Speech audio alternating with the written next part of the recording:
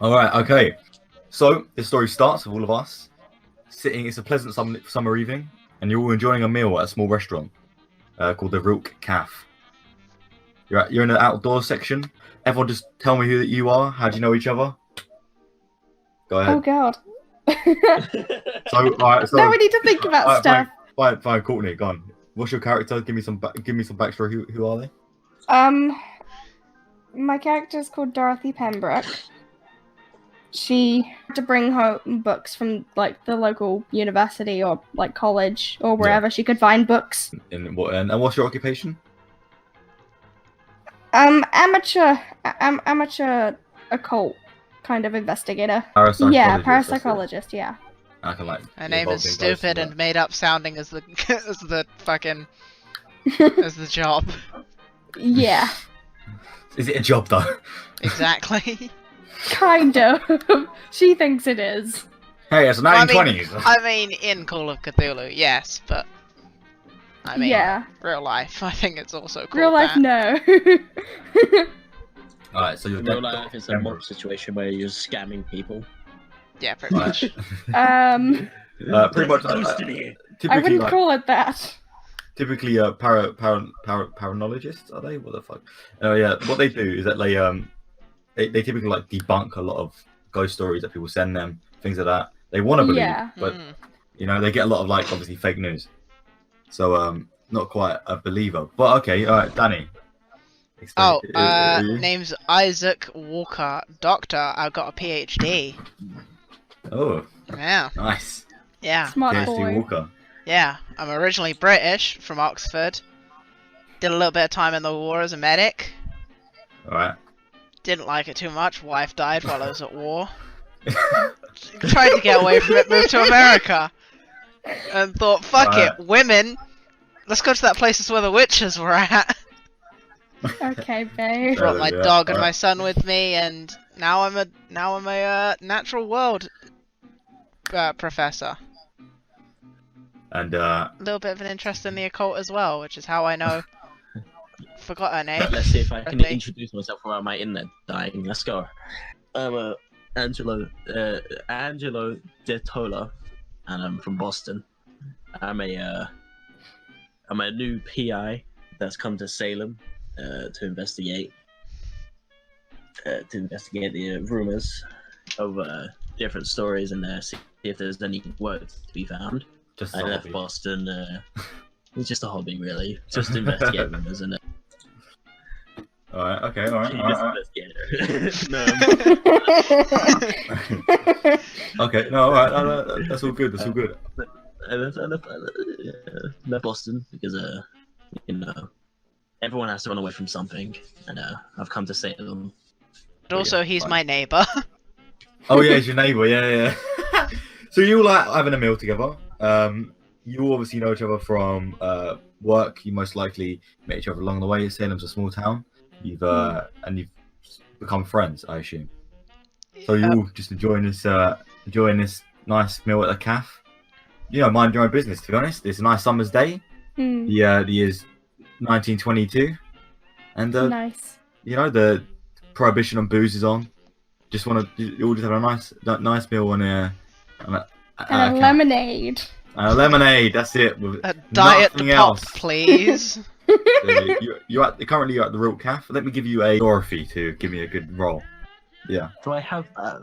Yeah, you do. Yeah, you're an investigator. I hope so. That's a close. That's a close. Is that you needed at least a 25. You rolled. You needed to get lower than 25. You got 24. So you passed. There we go. All right. Oh, okay. That's how that works. Okay. Yeah, you have to roll lower than what you have in that stat. All right. Okay. So, gosh, very 1920s. So, as you're enjoying your meal, you notice someone in quite a dirty suit. Looks like maybe a little bit of red on him. His shoes are very worn down, like very business shoes, very worn down, and he's holding a big briefcase. And he keeps walking past and looking at you every so often. And you're not sure if he's just a nutcase or you're not sure, but you carry on it. You don't know, as if nothing's happening. But he keeps walking past, back and forth, looking at you specifically. Specifically. Yeah, like he's not looking at you. He's very obvious, and every time you see him, he looks away. Okay. So yeah, no, I don't know if you want to tell anyone else, but that's what you see him constantly. I'm going to not very like obviously showing it, but I'll try and get Isaac's attention by maybe like slightly tapping him and like I don't know what form of communication is best suited. When you've got your attention kind of like distracted by trying to speak to Isaac, this guy suddenly comes down, he sits down. Oh. He sits down next to all of you. And you're just shocked, pretty much. Yeah. His suit was obviously very nice and expensive at one point, but it's now just tattered, but it's worn, now just and stained, like as if like he let go of who he used to be. He's like completely, and he's got a bit of craze in his eyes. He's sweating. He looks like he's been crying for a bit. Oh. Like a little bit feral. No, not feral, but he's definitely worried. And he keeps looking around. You know, he's not stable. And then suddenly he looks at you and he goes, looks at all of you and goes, most of what I'm gonna say will seem absolutely mad, but you have to trust me. I'm not mad. Please listen to me. If you don't believe me, I'll get up and leave, and I won't try to hurt you or anyone else. Not anymore. And I don't know how do you want to respond to that. And he's just like waiting for a response crazily, like. Yeah, sure. Go ahead. I'll smile politely and I'll kind of shift my lemonade to him. Thank God. Years ago, I was a successful researcher for a law firm. I was divorced, but I still had joint custody of my son. He was spending his summer with me. A summer like this not so long ago. It was so great. I brought him ice cream. He loved ice cream. I brought him ice cream from the ice cream truck. Oh God! One night I woke up, and I don't know what woke me up. Father's instinct, I don't know. And for some reason, I just felt like I needed to check on David. He was gone, so I went looking for him. I happened to look out the window and I saw him walking down the sidewalk towards the ice cream truck. The same ice cream truck I brought him ice cream from. I ran out of my house, yelling to him, pleading with him. He seemed to be some sort of trance. He just kept walking towards the truck. I saw the ice cream man get out of the truck. He looked like a young man, blonde, smiling, handsome. But there was something wrong. A smell, oh God, a smell. Or something. I ran to David. When I reached him, I felt the ice cream man's hand fall on my shoulders, pulling me up like he had some sort of superhuman strength.